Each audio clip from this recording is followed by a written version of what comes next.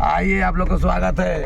ये नवरात्रि की आप सबको हार्दिक शुभकामनाएं। आज नवरात्रि की 5वें दिन पर हम ऐसे सज्जन के साथ चलने का मौका मिला। जो राजेश यादव जी हमारे पहुंचे आज सरगुजा से, आज गिरिग्राम परेवा पहुंचे। क्या राजेश जी ठीक है? ठीक है। और हमारे ऐसे स्वर के मशहूर हमारे दिनेश भैया बैठे हैं। क्या दिनेश भैया ठीक है? तो कैमरे में देख लेते हैं, ठीक है ना? गाड़ी ड्राइव नहीं करते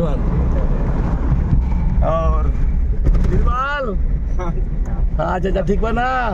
बगल में हमारे दिनेश जी का ऐसे मंत्री हमारे रमेश जी भी आए, दिनेश रमेश दोनों आए।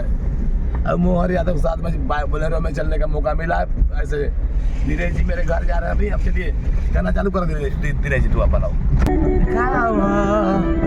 दिनेश जी गाना तो बहुत मस्त था।